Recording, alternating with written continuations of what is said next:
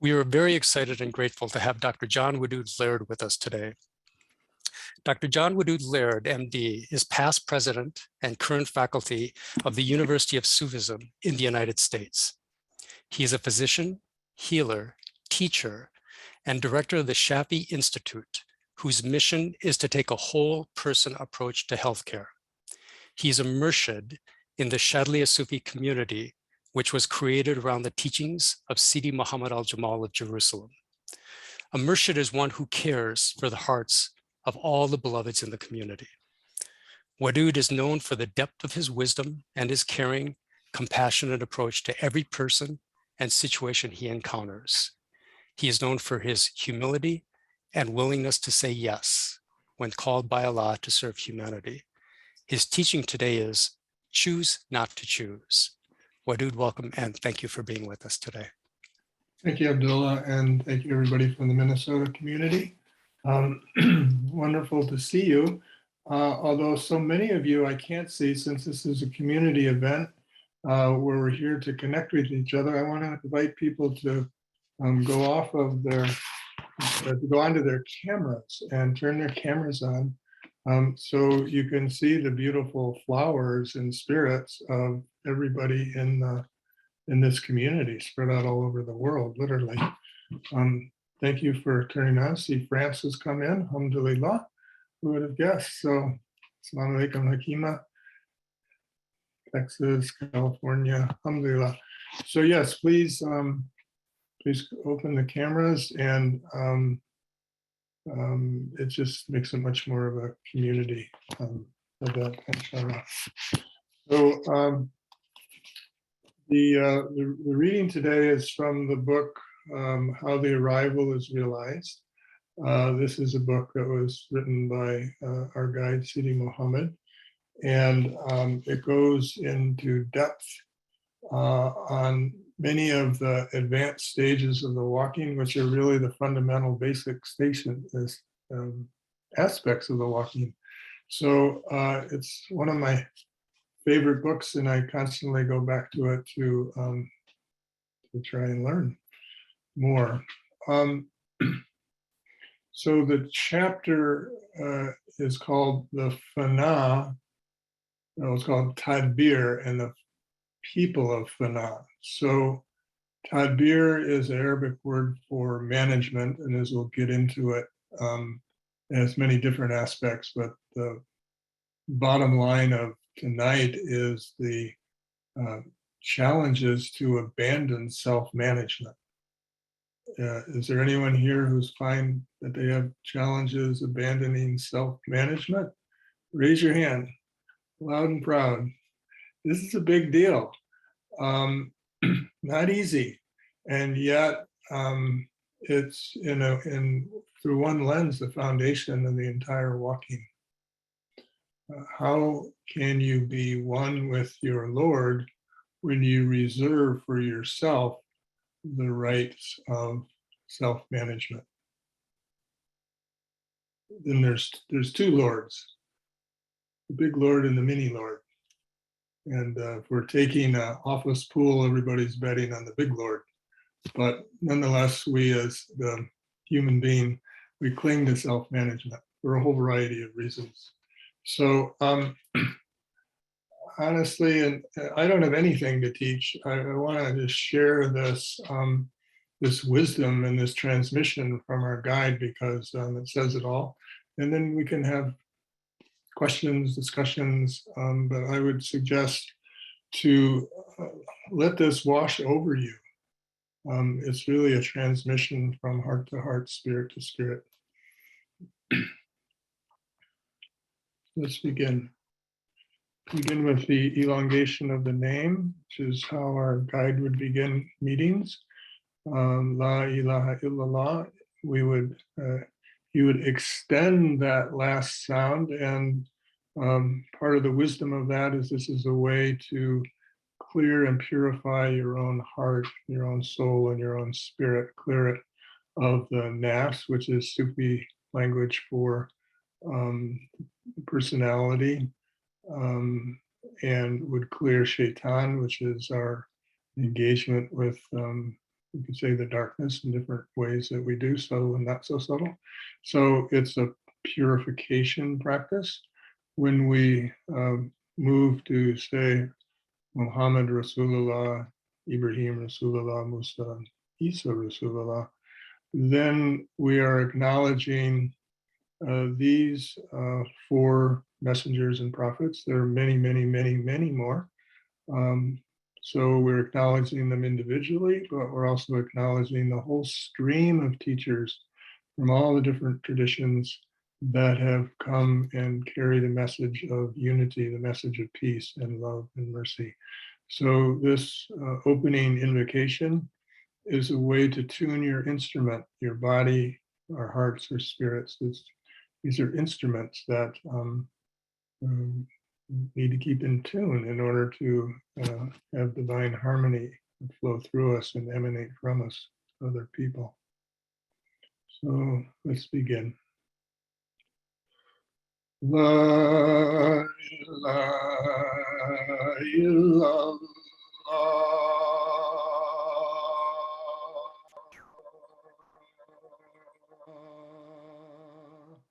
La ilaha illallah.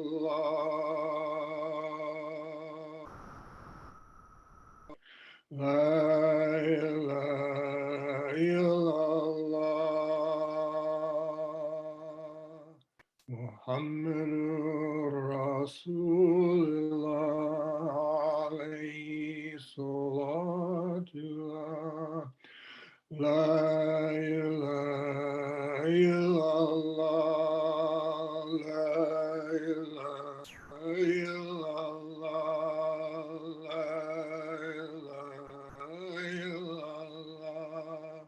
Ibrahim Rasulullah alayhi salatullah. La ilaha illallah. La ilaha illallah. La ilaha illallah. Musa Rasulullah alayhi salatullah. La ilaha illallah. La ilaha illallah.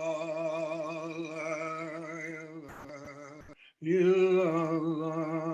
Isa Rasulullah alayhi salatullah.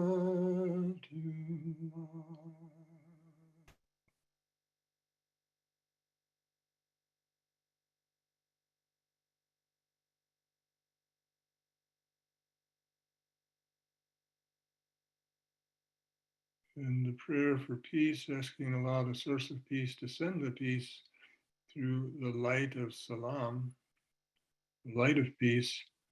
Inshallah, we recite this 3 times. First time with the prayerful intention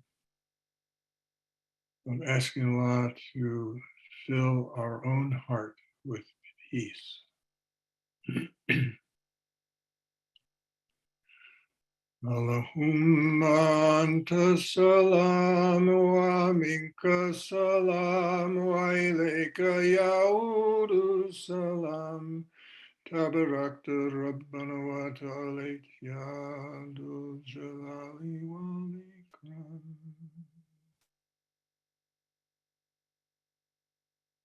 So you breathe in peace, breathing in literally with your physical breath, also with your imagination. The imagination is a bridge between the physical world and the spiritual world. So you breathe in peace into your heart and radiating it in the exhalation through your whole being.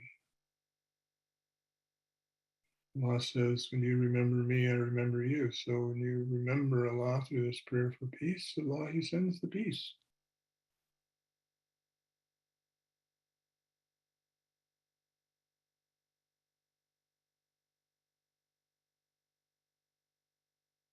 reciting the prayer for peace with the prayerful intention of asking Allah to send the lights of peace to all the people in your life, your family, your colleagues, your Sufi community, to all the people that you love and serve. Asking Allah to send the peace generously.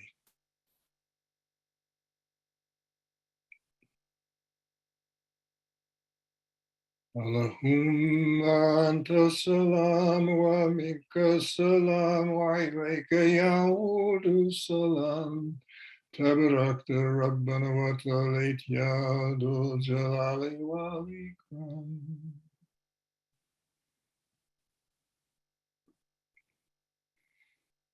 Breathing in peace to the hearts of all of the people in your life and all those whom you love and serve.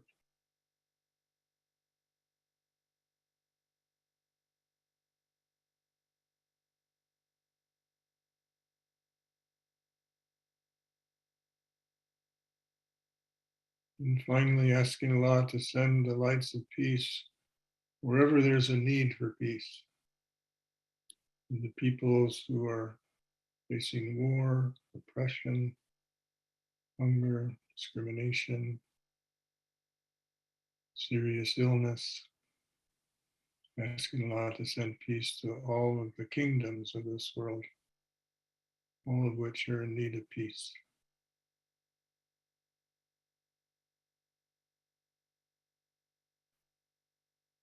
Allahumma anta salam wa minka salam wa ilayka ya'udu salam.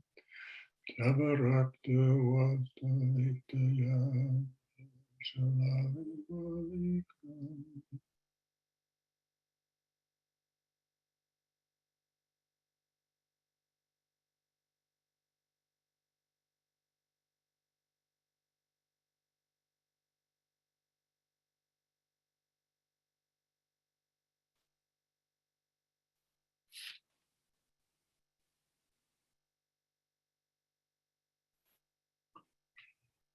Alhamdulillah.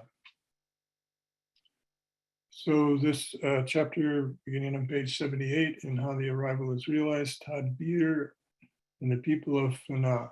So we said Tadbir is management, Fana is the, how to describe it? It's a rich topic. Fana is the process of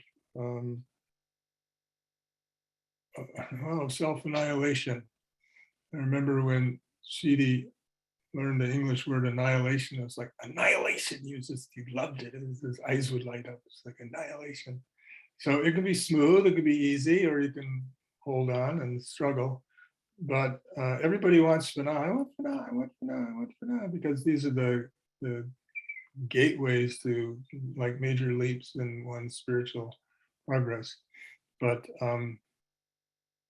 not many people are so enthusiastic about the nuts and bolts of Fana.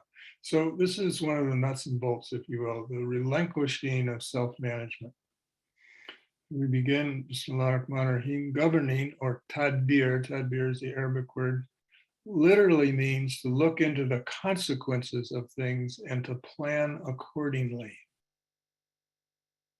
Therefore, it is an act connected more to the future than it is to the present, and it involves the use of one's thinking in a toilsome, laborious manner. I think he means there a careful manner, or to explore and consider the consequences of something and to plan according to what one imagines as possible consequences.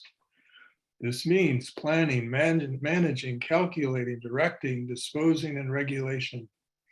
In reality, tadbir, or management, is the prerogative of Allah, while it can also metaphorically belong to the human being. The abandonment of management is considered fana. Allah's transferring of management over to our ownership and the giving of the ability of choice to us is an act of free disposal from the real, from Allah.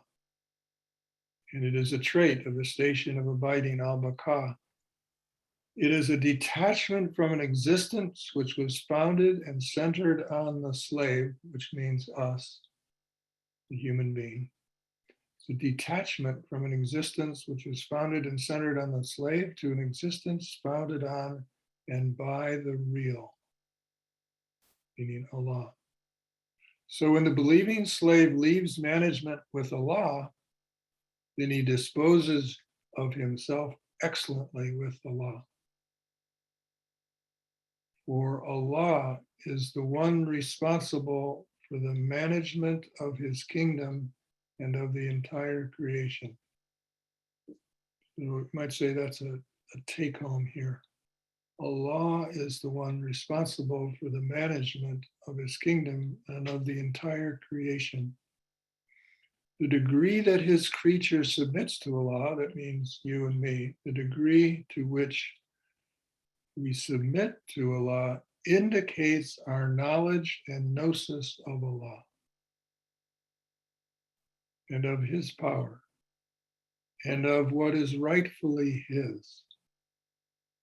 So the slave who knows his Lord shies away from having management himself alongside of Allah. And instead, he submits the reins of control and management to Allah outwardly and inwardly, commits his affair to Allah, and approaches Allah completely and wholeheartedly, turning himself away from anything other than him. So whoever abandons and departs from his own management for himself, Allah himself takes responsibility for him with Allah's most excellent ordering or management. Say that again. So whoever abandons and departs from his own ordering, tadbir, for himself, Allah takes responsibility for him with Allah's excellent ordering or tadbir. Do you not see that when Ibrahim alayhi salam did not plan for himself nor concern himself over his own affair, but instead cast it to Allah and Allah's planning and submitted it to him and relied upon him, that the result of his surrender was the abandonment, was the achievement, of safety and nobility? And there is no doubt that whoever is set firmly upon the way of Ibrahim alayhi salam follows him and imitates him. So there may be some people who don't know the story being referred to here. Ibrahim, as a youngster, was expected by his father to support the family business. So the family business was selling wooden idols, wooden statues. And in that day long ago, each of these wooden statues represented a god, a god of the household, a god of this, a god of that. And people bowed down to them. People were afraid of them, of these wooden statues. And Ibrahim was given this message about we should only be bowing down to the one God, the creator of everything. So when his, you might say he was a rebellious teenager, so when his dad wanted him to go out and sell the idols, he said, okay. And he goes out and he goes in the town square and he says, who wants to buy these worthless idols? Really, they're worthless. Who wants to buy these worthless idols? So family sales plummeted and Dad wasn't happy. But still the people persisted. So one day, one imagines Ibrahim being sort of the James Dean of his time. He goes, takes an axe and he goes into the sanctuary and he chops up all the idols with an axe. And well, he leaves one, the biggest one, and he takes the axe and sort of slings it over the biggest one's shoulders. And next day, everyone sees that the statues have been trashed, turned into splinters. Everybody says, who did it? Who did it? Because everybody knows who did it. Ibrahim did it. So they go to Ibrahim and they say, Ibrahim, did you do this? And he said, of course I didn't. Look, the big guy with the axe, he's the one who did it. He's still standing. He's got the axe. He did it. And they say, that's ridiculous. It's just a wooden statue that can't do anything. Ibrahim goes, ha ha, you get to my point. Well, they got his point, but in those days they played hardball. So they built a big bonfire in the middle of the village and they put him in a catapult, and Sidi picks up the story where Ibrahim is flying through the air, and at the height of his trajectory, the Archangel Gabriel comes and says, is there anything that you'd like? And Ibrahim says, in terms of anything I'd like from you, no, thank you. Subtext, you're just an archangel. I know Allah, no, stuff for Allah, but that's basically it. He says, but as far as need from you, no, I know Allah. I know Allah knows my situation and what I need. I know Allah knows my situation. I am dependent on Allah only. So when he was thrown, picking up the story again, when he was thrown in the air from the catapult, he found sufficiency in the knowledge that Allah had of him, so that he had no need of asking or requesting anything. In his moment, he was immersed in the haqiqah, the divine knowledge. And due to his complete actualization in the abandonment of self-direction, he did not ask about or seek to know the cause or method of his safety. He was without need of asking Allah by finding sufficiency in Allah's knowledge. That's really the key here, is to develop the habit, if you will, the courage to have faith in Allah's sufficiency of you, and then move from faith to knowledge and certainty through your experiences. I went to Sidi, I read this story, I was deeply touched by it. I came to him, I was sobbing, I think. And I said, Sidi, I can't even imagine having this level of trust and safety, and all. I can't even imagine it. And he looks at me and says, Wadude, yes, Sidi? Did Allah make you prophet? No, Sidi. That was the end of the interview. So the prophets carry excellence, ihsan. So they carry a level of, their example is a level of ihsan that is, we can just only use that as true north and try to approximate it as best we can. I would say, at least I say to my students, if you're in trouble and the Archangel Jibril comes to you, I just say, yes, help me however you can. I would say this is in the wisdom, of course. There's a subtle point here, though, which all these things we've read 15, 20, 30 times, but I only really caught it earlier this week when I was reading it. So when Ibrahim says, no thank you to Jibril, in his moment, Ibrahim's moment, he was immersed in the haqiqah, and due to his complete actualization and abandonment of self-management, he did not ask about or seek to know the cause or method of his safety. He was without need by asking Allah, by finding sufficiency in Allah's knowledge. And when he returned to the realm of Sharia, he made requests again. And this particular request is, my Lord, forgive me, forgive my parents, and forgive the believers. So this is a subtle distinction. And I remember one of the early teachers in our tariqah would say, it's important to know, are you in the discussion of haqiqah or are you in the discussion of Sharia?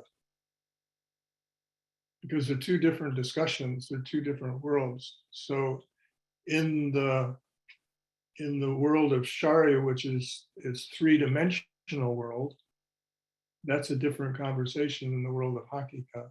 So the abandonment of self-management streams from haqiqah, And it's, in a way, it's completely dependent on your level of gnosis, which is dependent on the level of your walking. Once you know Allah, then there is no other, using your akal, using your intellect, there is no other sound choice but to turn all of your affairs over to the management of Allah. But we're not there until we're there. So we have to approximate that, take little baby steps, take what we feel are risks in the three-dimensional material world. And then lo and behold, you find that Allah's management, even of your affairs in this world, is way better than your own affairs, than your own self-management. It became painfully, somewhat humorously, but painfully clear to me a long time ago. We had healing intensives, and we were in Santa Rosa, and Ibrahim we'd have people come who would want to have intense healing sessions over experience over 4 or 5 days, and he'd do the assessments, and then the healers would be assigned different pieces. A secret, he'd usually assign healers the same piece that the healers needed to work on. They were assigned to help the healees. Everybody would think, oh, good, Wadude Wadude's my healer because whatever, he's abandoned self-management, and yay. But Ibrahim be always matching them up. He was always very clever in that way. Maybe Allah was matching us up. So anyway, that's secret. So here we are, it's lunchtime, and we go to the, I still remember, the East West restaurant, and this is in California back 30 years ago, 25 years ago. And this is one of the first super healthy health food restaurants. And as I'm sitting there looking at, what do I want to eat? I'm really hungry this morning. We really had to work hard.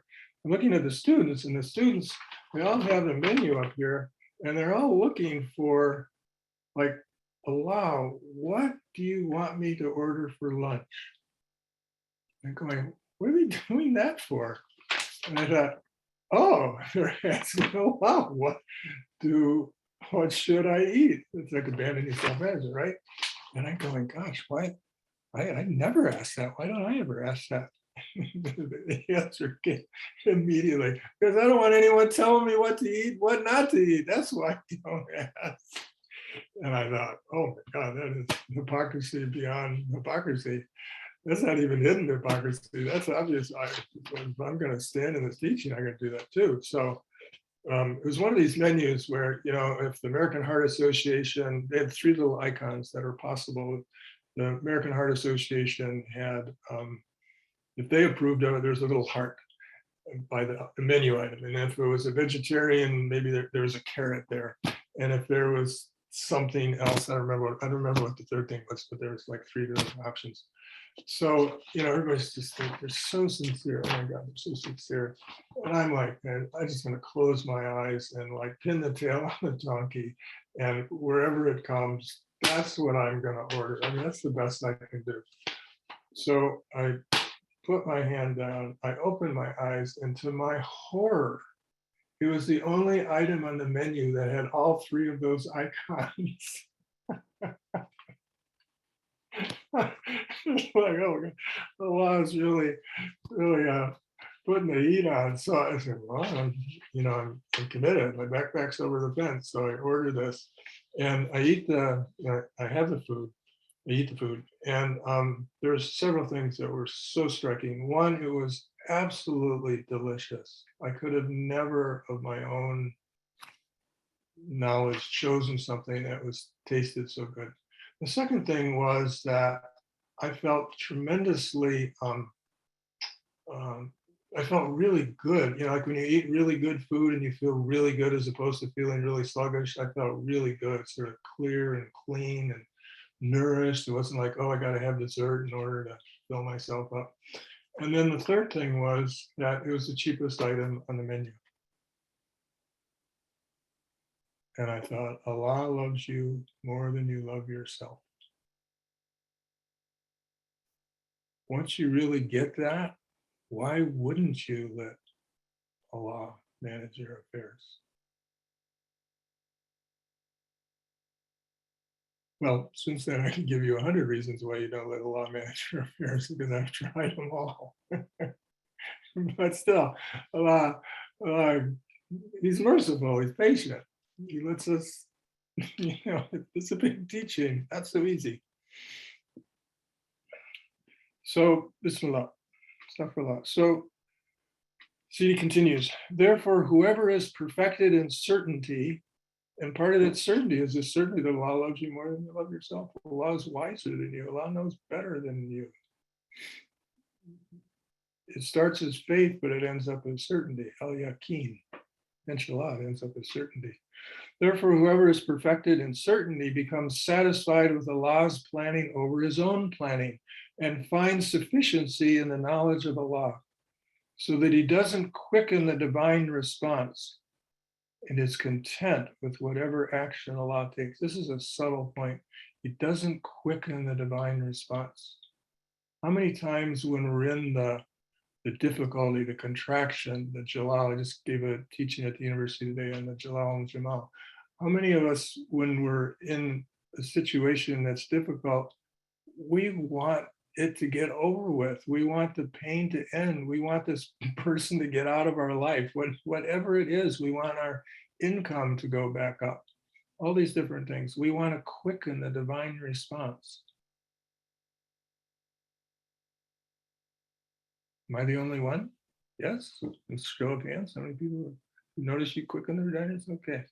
Well, it's understandable. It's human, and it's self-management. It's not finding sufficiency in Allah's knowledge of you. Now, again, that's an issue of hakika. That is the heart. The heart has. The deep heart has no anxiety about the situation you're in. And you're not trying to make certain, we'll just take people. Your heart is not moved by trying to push away people that are difficult for you. And your heart is not trying to bring people to you that give you whatever you need. It's like your heart is resting in Allah, and that's it. There's sufficiency, there's peace. This goes to tawakkul. Tawakkul, reliance on Allah, is not an action of the limbs, it's an action of the heart. It's the heart finding content and reliance on Allah. Well, abandoning self-management is similar in that way. So whoever is perfected in certainty becomes, that's the question of gnosis, certainty, becomes satisfied with Allah's planning over his own planning and finds sufficiency in the knowledge of Allah. You could say, knows that Allah's knowledge of your situation is sufficient for your case to be well cared for in the divine wisdom, so that the slave doesn't quicken the divine response and is content with whatever action takes. In all this, he comes to be like Ibrahim, the Hanif, literally utterly devoted to the truth as the folk of Allah see it. Therefore, attach yourself to the qualities of his lordship and realize the qualities of your servitude, and understand that the dropping of governing or tadbir with Allah, which is the manifest mark of the slavehood of the human being, is a proof of one's full affirmation and acknowledgement of the lordship of Allah. Therefore, the Sufi does not actualize the witnessing of the oneness of Allah except after achieving experiential gnosis of him. Know that in every moment, Allah has obligated upon the human a share of servitude, which Allah demands from the slave by the decree of lordship.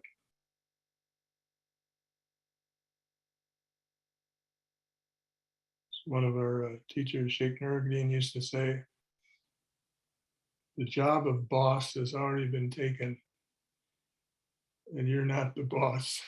It's kind of a nice cut story through it.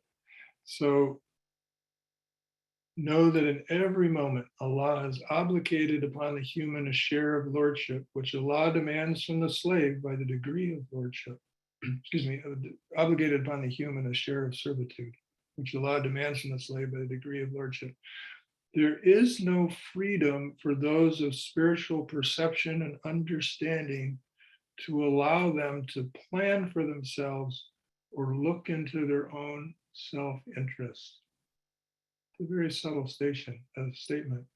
There is no freedom for those of spiritual perception and understanding that allows themselves to plan or to look into their own self-interests. So this has to do with the station of the Gnostic. So metaphorically, we've been given free will, but the further you walk, you realize that this is, it's often translated, it's metaphorical. Now, this is next sentence is a long sentence. I might read it a couple times. I'm going to give you the end of the sentence. Allah will endow the slave with the core of sound understanding. So how do you have the core of sound understanding? If anyone breaks away from the ordering of his own affairs to heed and follow the ordering of Allah, if he breaks away from his own self-choosing to the choosing of Allah, breaks away from his own regard to the regard of Allah, from his own interests to the knowledge Allah has of him.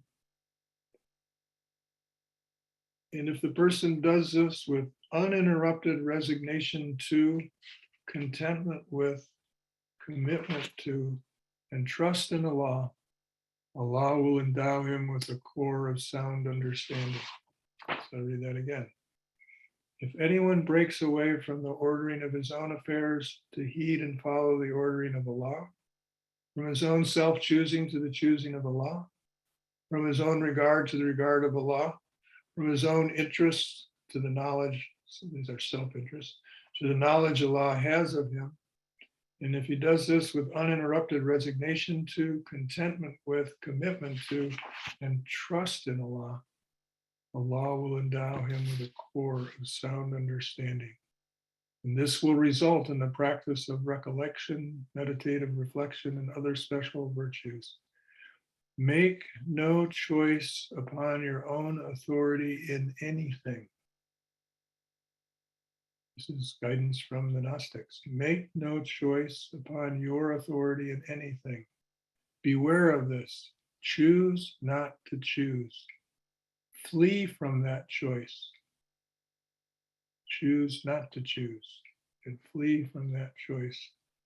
And then flee from your flight and then from everything to Allah.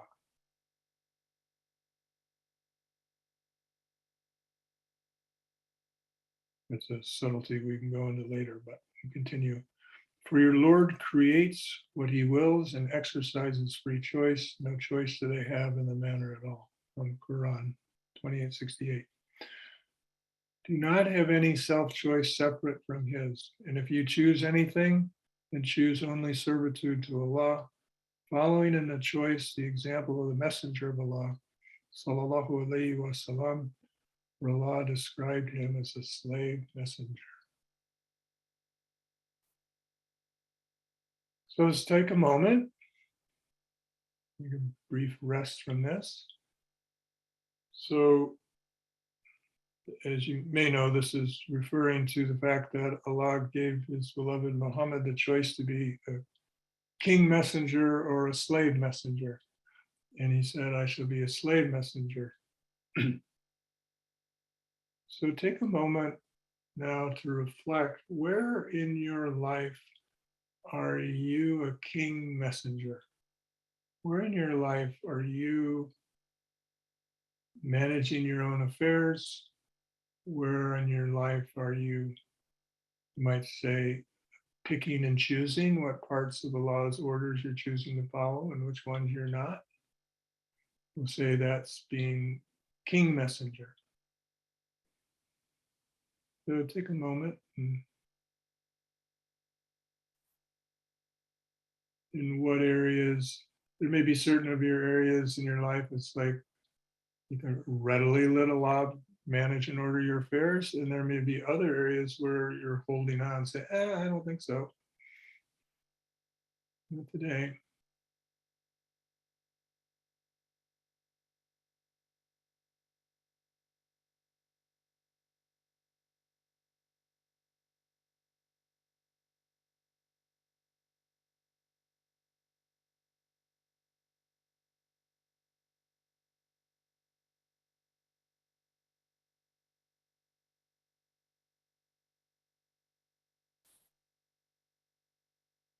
So what do you see? What area do you see where you're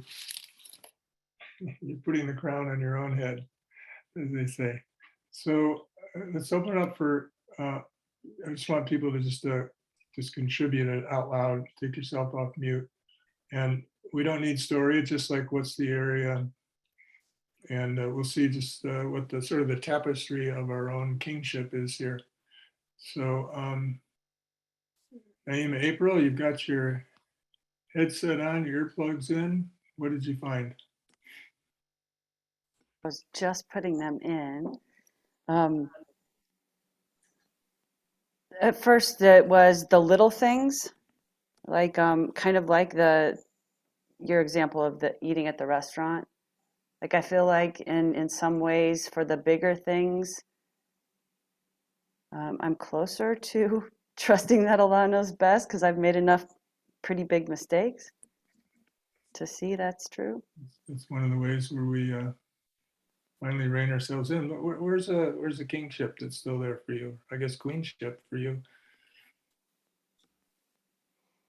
It seems more with kind of interrelationally.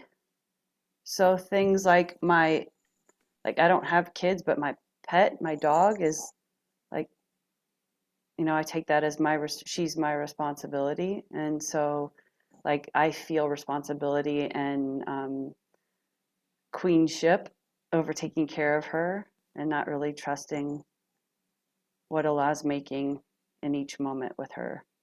So there's a lot of strife that comes with that for me. Okay, very good. Thank you. Mina Lenore.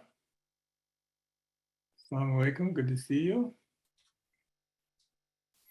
Oh, salam alaikum assalam, Wadude. I'm tuning into how in my grandmotherhood, I would like to be queen of how the grandchildren are choosing, what to study in college. I have an adventuresome granddaughter who moved to Hawaii last year, that I worry about a lot. And yeah, it is causing wear and tear on grandma to think that it's up to me being the protector and the manager of these gifts that Allah has given our family, these beautiful children, that Allah wants them to bloom in how is best as He guides, rather than me. I see how that might cause a little friction in the family system. Alhamdulillah. No. Yeah, thank you, Ina. No, Ross. What are you finding in kingship world? Well, it's funny, Wadude. What came up for me, I think, I can think of big things and like what one of my sons is doing, where I am pretty much trusting Allah and surrendered to whatever He's making with my son. But when you ask me to find a place where I'm trying to be the king, is what comes up is I shortchange my practices sometimes, cheat a little bit, Yeah, I feel a little lazy on this one, and when from time to time if I'm inclined to do that, I will go into my heart and ask my heart, and I always get that, hey, you're supposed to do the practices the way I instructed you to do the practices. And sometimes I just don't feel like it, and I cheat a little bit. So I got to fix that. Okay. Good. Layla Ham, as long as we're over there by the farm of peace, are you, your camera's off, but are you with us? Layla. Oh, stepped out. Okay. Wait, I'm here. I hear your voice. You're disembodied. There you are. Assalamu Like Oh my, queen instead of king. I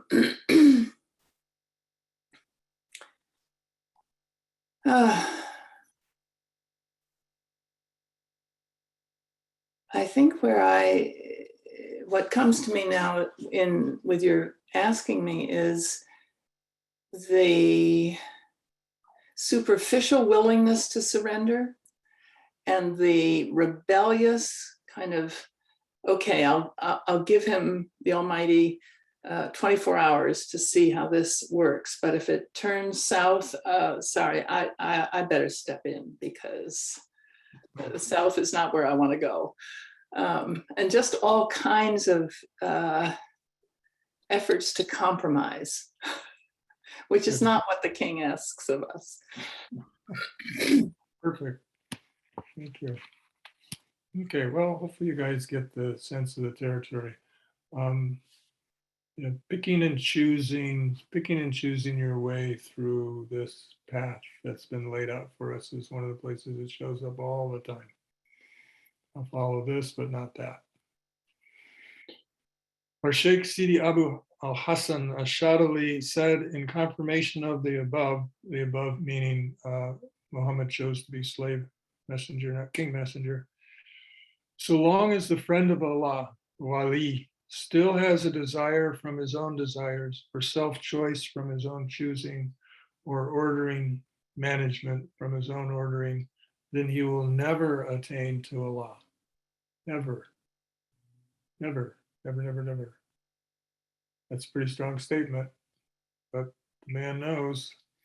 It has reached us that when the Shaykh passed away from his self-choice in Allah, when he crossed that threshold, he stayed for 6 months without, this is Shaykh Shadhiliyya, he stayed for 6 months without coming forth and asking Allah for anything, to acquire anything.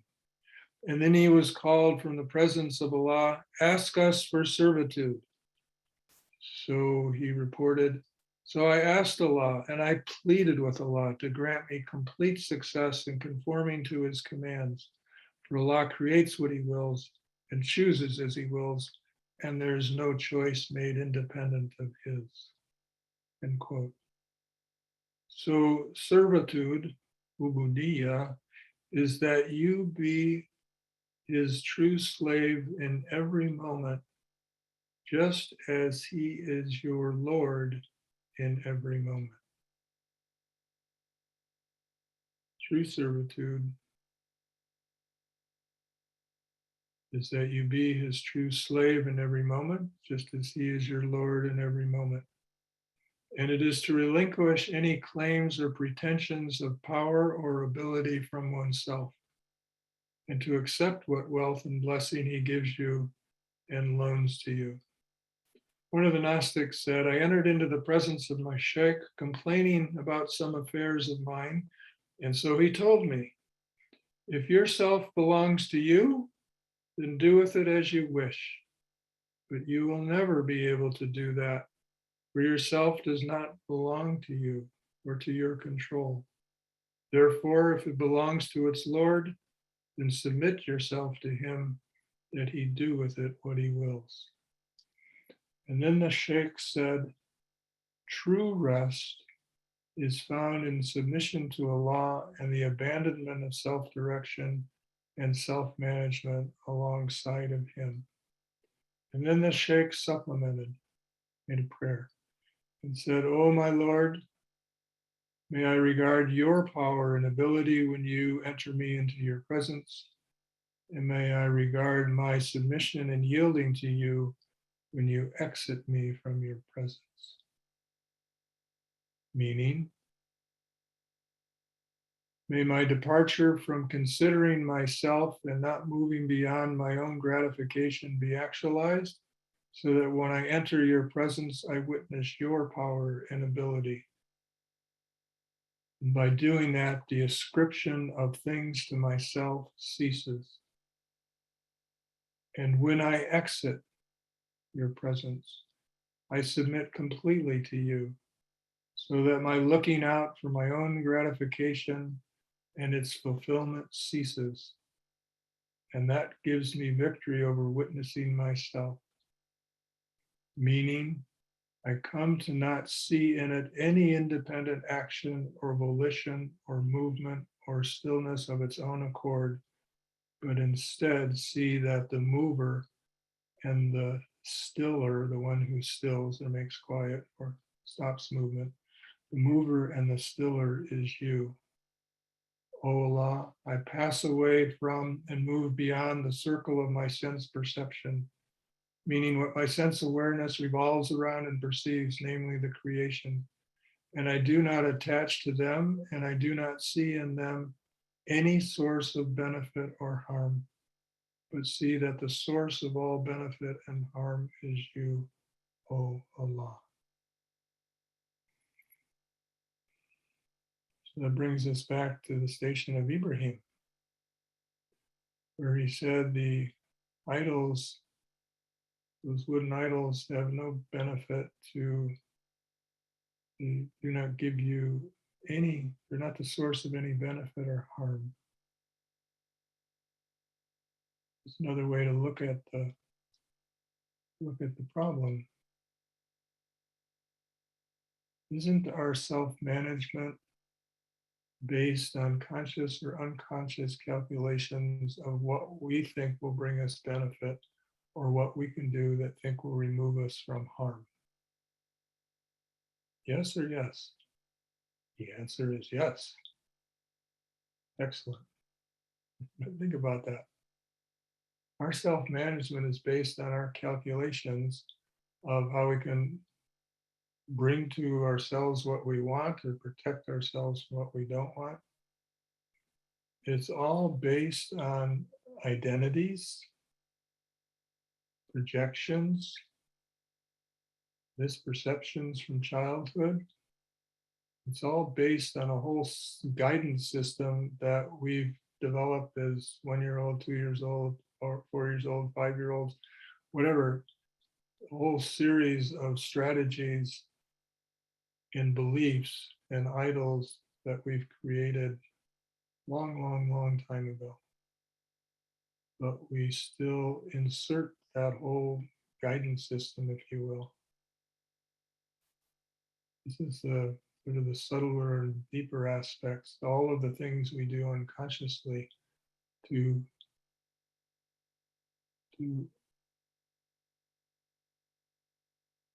because we believe these other things in our life are the source of benefit or harm. In a deep way, they're not. Therefore, it is incumbent upon you to not choose anything of your own accord and to not stick by it until you come to have Gnostic recognition of the truth and thus come to be a Gnostic. At that point, it is said to you, if you wish, you may choose, and if you wish, you can decide not to. For if you choose, it will be by our choice that you choose. And if you leave choice, that will also be by our choice. For you are now with us, and with us in choice and in leaving choice. So the Sufi connects between the quality of the Gnostic and the divine will, seeing them as one and the same thing. This is, of course, if you've arrived at the stations of perfection. From the way we look at it, the human has been given free will, but in reality, he is tied to Allah's choice for him and subjugated under the control of Allah's will, whether the slave himself chooses or does not choose.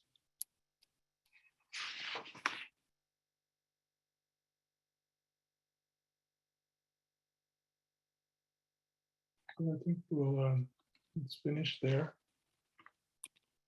There's a whole lot more in this chapter, a lot more we could do, but hopefully it'll kindle people's passion to go into this more deeply and go to that chapter if you have the book and study it more deeply.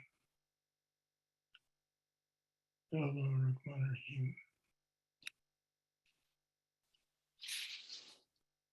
Ya Allah, Ya Rahman, Ya Rahim.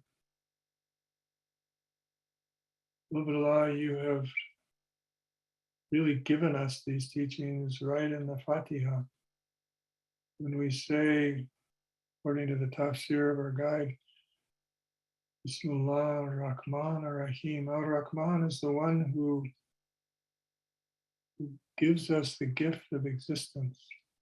And ar-Rahim is the one who gives us sustenance. Allah gives us existence, and Allah gives us sustenance.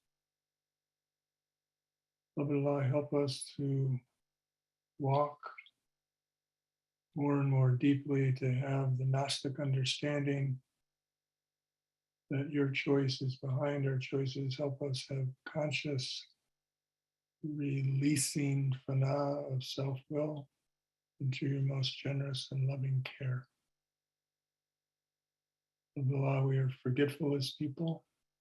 You have made us that way in your wisdom. Help us to be in remembrance of you, and help us to seek the company of those who are in remembrance of you. We make many, many mistakes, which are instruments of your will. Help us be conscious of our mistakes. Help us consume the essence of the mistake and our love for you and your love for us, so that we do not take it again, so that we may know you as truly the most universally merciful and compassionate. Help us be real slave for you. Help us to live lives that are truly beneficial to our brothers and sisters. Help us to live lives that are pleasing to you. Ameen. Bismillahirrahmanirrahim. Alhamdulillahi Rabbil Alameen. Ar-Rahmanir-Rahim. Maliki Yawmiddin. Iyyaka na'budu wa iyyaka nasta'in. Ihdina siratal mustaqim. Siratal ladzina an'amta alayhim. Ghayril maghdubi alayhim waladdallin.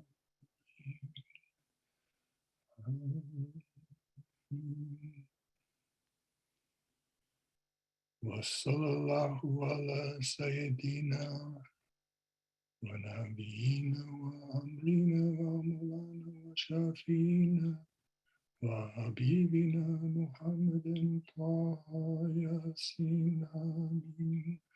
Katimi nabiyina mursalin rahmatal alamin. Ya Rabbil alamin. Sallallahu alayhi wa alihi wa sahbihi wa sallam.